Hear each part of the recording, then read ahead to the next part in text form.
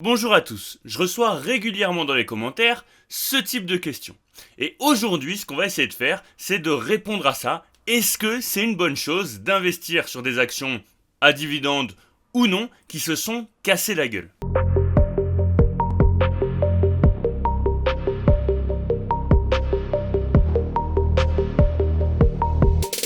Avant de commencer cette vidéo, je vous rappelle que je ne fais pas de conseils en investissement. Ce que je vous montre, c'est ma façon d'investir et c'est totalement subjectif. N'hésitez pas non plus à vous abonner. Je sais qu'il y a de plus en plus de personnes qui regardent régulièrement les vidéos et pour ça je vous en remercie. Mais il y a une grande partie qui ne sont pas abonnés, donc n'hésitez pas à vous abonner pour soutenir la chaîne. Si jamais vous êtes intéressé par des giros ou par Bourse Direct, les brokers que j'utilise pour investir, n'hésitez pas à aller checker les liens en description. Sachez que pour ma part, j'ai détenu par exemple une position sur Téléperformance. La nuance qu'il faut quand même prendre en compte, c'est les fondamentaux de l'entreprise. Et il faut tout de même garder à l'esprit que effectivement, c'est intéressant d'acheter une action sous-évaluée, mais le mieux, c'est si elle reste sur une tendance haussière à moyen long terme. Donc vous savez, pour ceux qui me suivent, que j'avais une position Téléperformance avec un PRU aux alentours des 114. Si je vous dis pas de bêtises, je vous mets ma position juste ici. Sachant que j'ai doublé finalement cette position à 98 pour finalement revendre aux alentours des 115 euros. Donc j'ai vendu tout mon bag avec une plus-value approximative de 6%, si je vous dis pas de bêtises. Parce que personnellement, je trouve qu'en ce moment, on est trop dépendant de l'humeur du marché, finalement. Actuellement, le narratif, il est sur l'IA. Personne ne peut rien faire là-dessus. Téléperformance, même si les fondamentaux sont bons, elle peut continuer de baisser. Et c'est un risque que j'ai pas envie de prendre. Elle peut continuer de baisser tout simplement parce que elle va pas dans le sens du narratif finalement. Et on n'a pas eu d'annonce vis-à-vis de l'intelligence artificielle. Et c'est vrai que les annonces là qu'on a eues la semaine dernière montrent quand même que l'intelligence artificielle c'est une réelle plus-value dans ce type de business. Et en l'occurrence, on n'a pas de signe positif de la part de Téléperformance. Donc voilà, je vends quand même avec une petite plus-value. C'est sûr que si j'avais vendu aux alentours des 150, j'aurais eu une plus-value beaucoup plus intéressante. J'ai pas anticipé finalement là ce revirement. On a été vraiment là dépendant de l'humeur du marché. On se fait sanctionner alors qu'on n'a même pas encore eu les résultats le 6 mars. Donc effectivement, si les résultats sont bons, vous voyez qu'on a quand même méché assez bas et les acheteurs se sont quand même montrés assez présents parce qu'on a réussi quand même à repousser le cours de 94-95 euros à 115 euros. Actuellement, on doit être aux alentours des, on est aux alentours des 115 euros. Donc, il y a quand même eu une pression acheteuse sur le dossier. On a des banques d'investissement qui reconfirment leur position acheteuse, mais on n'est pas en lien avec le narratif. On n'est pas, on ne va pas dans le sens du marché finalement pour Téléperformance, même si c'est une entreprise qui est rentable et qui a très bien performé depuis son introduction en bourse. Le narratif, le marché, c'est le roi, et là, on va pas dans son sens, donc ça ne va pas en bourse. On pourrait continuer de baisser, il faut attendre de voir les résultats du 6 mars, et puis, mais vous voyez, là, on avait quand même bien rebondi, et finalement, même si on avait une bonne configuration, il suffit qu'il y ait une bad news interprétée par le marché, et puis, c'est un peu la fin du monde, quoi. En termes d'analyse fondamentale, pour Téléperformance, personnellement, je trouve qu'on n'est pas trop mal. En termes de profitabilité, on est sur un 10 sur 10. Personnellement, j'aurais plutôt mis une note autour de 8 sur 10. On a un ROCE de 15%. Je préfère quand on a un ROCE qui est aux alentours de 20%, mais c'est aussi lié au secteur d'activité. On a un ROE de 17,5, ce qui est pas trop mal, et vous voyez qu'on est quand même sur ces deux notions plus haut que ce qui se fait dans le secteur d'activité. En termes de marge, c'est pareil, même si globalement elles peuvent paraître faibles, c'est lié au secteur d'activité, et globalement on est au-dessus de ce qui se fait dans le secteur d'activité. En termes de santé financière, on est sur un 6 sur 10. C'est moyen, mais ça reste correct. On a un score d'Altman qui nous calcule la probabilité de faillite de l'entreprise qui est dans le jaune, mais plus proche du vert, donc c'est correct. En termes de cash to debt, on va aller voir ça.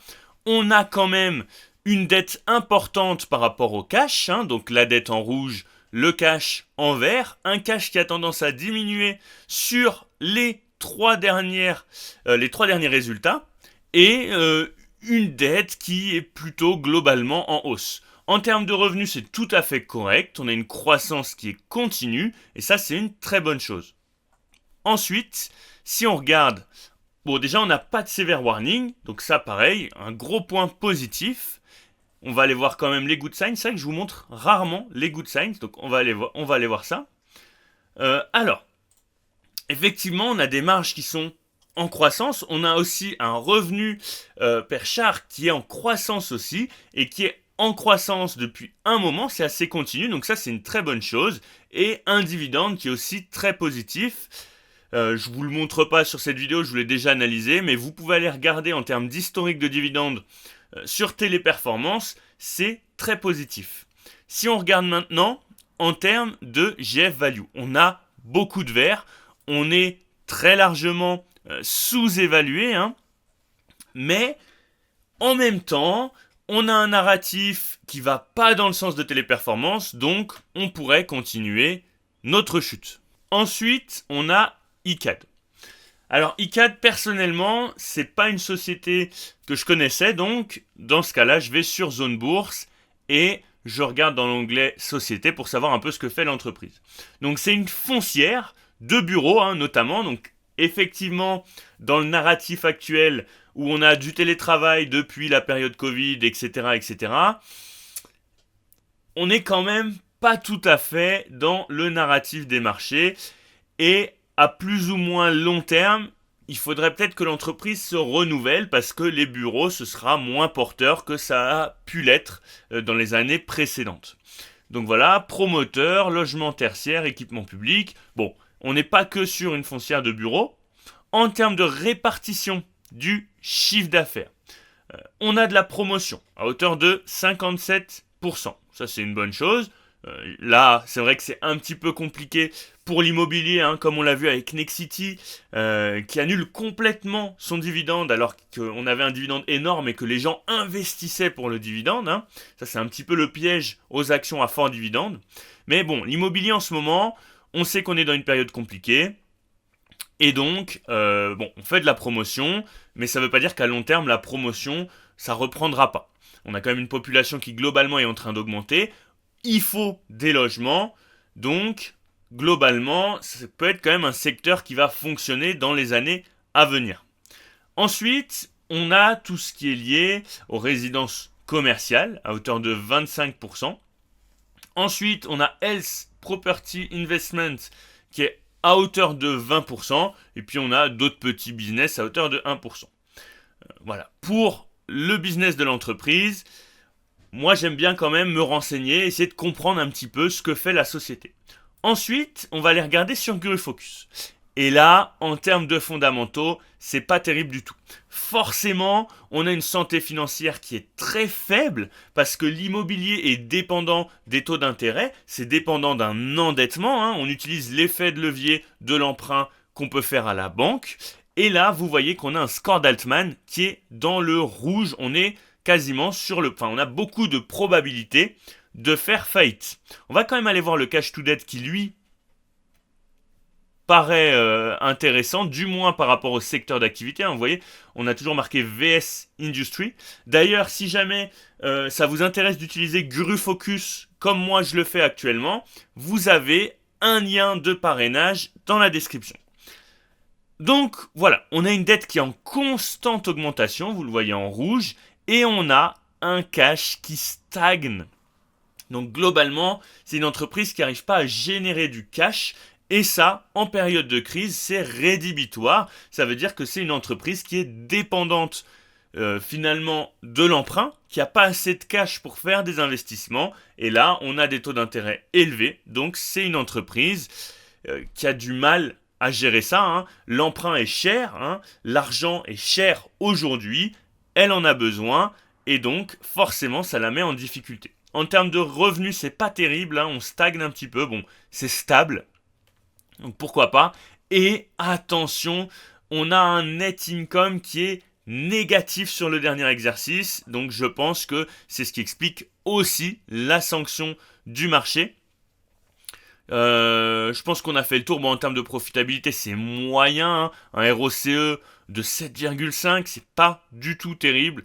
Un ROE de 20, pourquoi pas, hein. Tout à l'heure, sur Téléperformance, on avait un ROE de 17,5, mais vous voyez que là, par rapport au secteur d'activité, c'est pas terrible du tout. Pareil pour les marges. Et bon, 6 sévères warnings, on va aller les faire, mais je pense qu'on a du score d'Altman, on a tout ce qui est lié aussi à l'endettement. On va aller regarder ça. Long terme dette, forcément. Les incomes, vous voyez qu'on est en perte. Normalement, voilà, score d'Altman, santé financière et les marges qui déclinent. Donc pour moi, vraiment, c'est pas terrible du tout, voire même c'est très alarmant.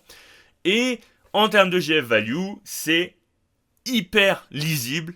La GF value est sur une pente descendante. On anticipe une chute. Donc, pour moi, il n'y a pas d'intérêt à investir maintenant parce qu'on pourrait rester sur ces niveaux de GF value, mais vous voyez, continuer de baisser juste là. Donc, pas d'intérêt pour moi sur ce type d'action. Ensuite, on a Edenred. Pareil, je ne connais pas le dossier, donc je me renseigne. Edenred SE est la plateforme digitale de services et de paiement qui accompagne au quotidien les acteurs du monde du travail. En termes de répartition du chiffre d'affaires, on va avoir tout ce qui est avantages sociaux à hauteur de 60%, donc la gestion des avantages sociaux, la gestion aussi via toujours la plateforme de services et de paiement de tout ce qui va être mobilité, et dans une moindre mesure des solutions complémentaires, donc toujours pour les acteurs du monde du travail. On va aller regarder un petit peu sur GuruFocus, donc c'est une action qui est cotée sur Euronext Paris, donc ce sera X par, comme pour ICAD, alors hop, X par, là, juste ici, Edenred, on va aller voir ça. Le logo correspond, hein, c'est juste pour être sûr d'être sur la bonne valeur. Donc Edenred en termes de santé financière, en termes de fondamentaux, pardon. On a une profitabilité qui est notée 9 sur 10. Pourquoi pas, je suis pas convaincu. On a un ROCE qui est de 5,4%. C'est pas terrible par rapport au secteur d'activité, c'est moyen, quoi, c'est dans la moyenne. On a des marges qui, pareil, sont moyennes par rapport au secteur d'activité. Et un ROE où on n'a pas trop d'infos. Ce qui est beaucoup pris en compte, là, pour la profitabilité, c'est le Years of Profitability over past 10 years. Donc, c'est pas un indicateur que j'ai l'habitude de beaucoup utiliser, mais vous voyez qu'on a beaucoup augmenté. On augmente beaucoup là sur le dernier exercice. On va aller se renseigner un petit peu après. En termes de santé financière, on est sur un 4 sur 10. On a un score d'Altman qui est dans le distress, donc on commence à être dans le rouge. On va aller voir le cash to debt. Hop. En termes de cash to debt, c'est pas trop mal, hein, globalement. C'est surtout que par rapport au secteur d'activité, on a un cash to debt qui est meilleur que ce qui se fait dans le secteur d'activité. Et c'est vrai que historiquement, vous voyez qu'on a un peu plus de dette que de cash, alors que habituellement, on a une dette qui est quand même moins importante. Rien d'alarmant en termes de cash to debt, hein. Moi, je trouve qu'on a quand même de quoi faire. Donc c'est quand même une entreprise qui arrive à faire du cash, hein. Vous voyez là, sur les 5 derniers exercices, on a un cash qui est en croissance. Donc c'est plutôt pas mal. On a un revenu qui a aussi une belle croissance, donc c'est plutôt une bonne chose, hein. On est sur un compromis quand même beaucoup plus intéressant que sur celui d'ICAD, hein, qu'on vient d'analyser. Donc en termes de santé financière, je trouve que c'est pas si alarmant que ça, sauf évidemment là, si on regarde debt to equity et dette equity to asset, hein, finalement, par rapport aux investissements de l'entreprise. C'est pas terrible et je pense que c'est pour ça qu'on a un score d'Altman qui est dans le distress. Donc, on va aller voir ça tout de suite en termes de severe warning. Et donc, c'est lié à ce que je vous disais, hein, mais on a des investissements, une croissance des investissements qui est plus rapide que la croissance des revenus. Ce qui fait que on investit, mais finalement le rendement de ces investissements est pour l'instant pas forcément intéressant. Donc voilà, à voir peut-être dans le futur, mais je pense que c'est pris en compte par le score d'Altman. Là, comme vous le voyez, on a un severe warning dessus aussi. Ensuite, si on regarde, hop, il y avait une histoire de dividendes. On va aller voir ça tout à l'heure, hein, en termes de dividendes. Peut-être qu'il y a une annonce du baisse du dividende, parce que vous voyez qu'on a quand même une forte chute, là globalement, donc potentiellement une sanction du marché. Et vous voyez quand même que, contrairement à ICAD, on a une JF value qui est anticipée croissante. Donc ça, c'est quand même toujours plus rassurant que d'avoir une JF value qui chute, ce qui est assez rare et ce qui est généralement pas bon signe du tout. Mais globalement, en termes de fondamentaux, je trouve que ça reste quand même plutôt pas mal, hein. On n'est pas du tout sur le niveau d'ICAD, sur lequel on peut beaucoup s'inquiéter. En termes de valorisation, on va aller voir le PI ratio après, mais vous voyez qu'on atteint des zones quand même très très intéressantes. Donc on est vraiment sur des zones qui n'ont pas été atteintes, hein, finalement, là depuis 2020. Il faudrait regarder à plus long terme. Et si on regarde en termes de PI ratio, on est sur du 44 quand même, hein. Donc, un PI ratio de 45, hein, quasiment, ça veut dire qu'on paye 45 fois les bénéfices. Ça me paraît quand même élevé. Et pour moi, c'est quand même essentiel, hein, de ne pas surpayer une action. Alors pourquoi un décalage aussi important? C'est parce que la GF Value anticipe quand même une hausse finalement de tout ce qui va être croissance, revenus, etc. Mais à l'heure actuelle, là, peut-être qu'il y a eu les résultats, hein, par exemple, et on est sur du 45 en termes de PI ratio, ce qui est très très élevé. N'hésitez pas à liker, à commenter et à vous abonner, c'est ça qui fait fonctionner la chaîne.